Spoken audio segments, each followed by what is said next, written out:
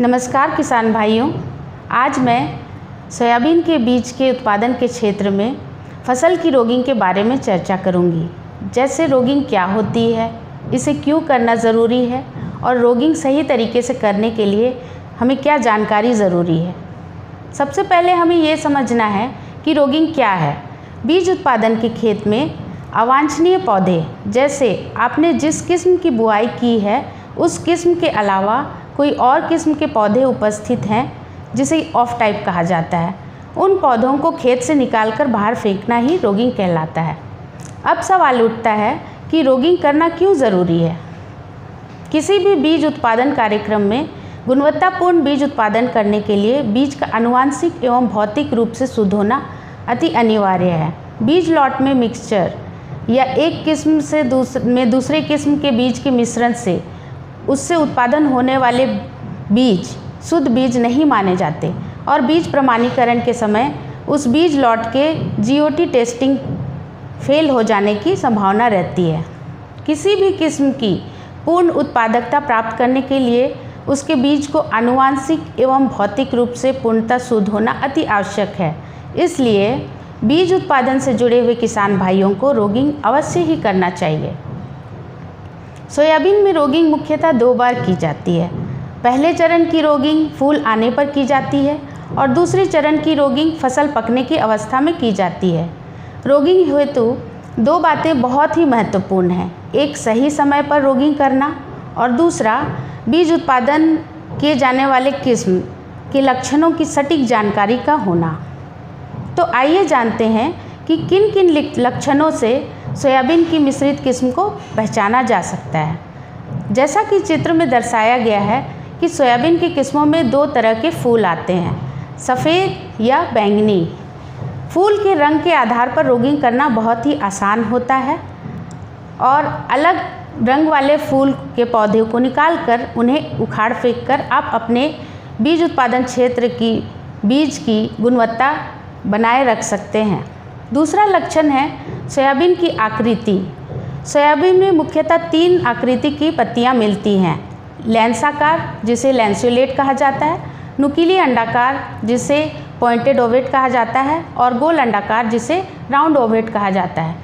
यदि आपके खेत में सभी पौधों के फूल एक ही रंग के हैं पर कुछ पौधों में पत्तियों की आकृति भिन्न है, जैसे यदि आपने JS 9560 की किस्म लगाई है तो उसकी पत्तियां लैंसाकार होती है, किंतु खेत में कुछ पौधों की पत्ती नुकीली अंडाकार वाली भी दिख रही है, तो ऐसे में आपको नुकीली अंडाकार वाली पत्ती के पौधों को उखाड़कर फेंक देना चाहिए।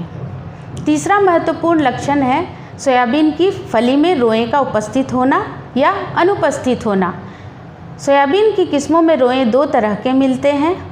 एक धूसर रंग या ग्रे कलर कहा जाता है और दूसरा ब्राउन या भूरा। कुछ किस्म में ये रोएं नहीं पाए जाते, जैसे JS 2034, JS 335 आदि। वहीं JS 2069 में रोएं पाए जाते हैं और उनका रंग भूरा होता है।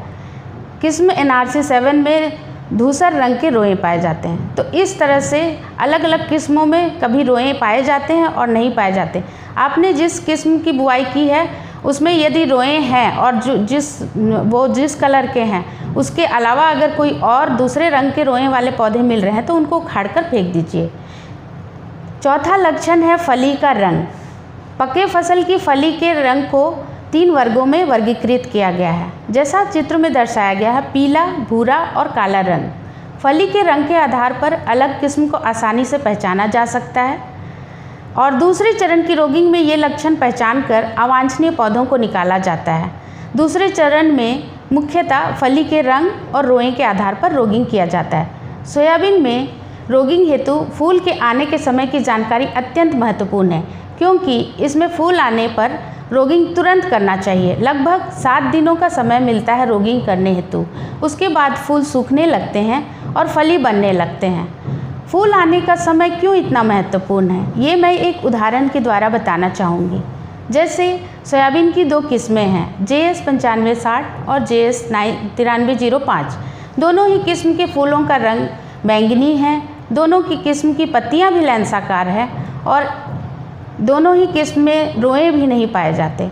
ऐसे में यदि दोनों किस्म मिश्रित है तो पहचान करना मुश्किल हो जाता है, किंतु JS 9560 में 30 दिन में फूल आना शुरू हो जाती है और जब JS 9305 में लगभग 40 दिन में वो फूल आना शुरू होता है, तब तक JS 9560 के फूल सूख कर फली बनना शुरू हो जाती है। तो आप फूल के आने के समय को देखकर भी अंदाज़ा लगा सकते हैं कि फसल में मिक्सचर है या नहीं।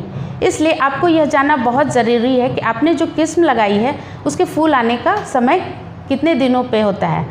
किसान भाइयों, तो ये है वो खास लक्षण जिनके आधार पर रोगिंग कर सोयाबीन बीज की फसल की गुणवत्ता बरकरार रखी जा सकती है।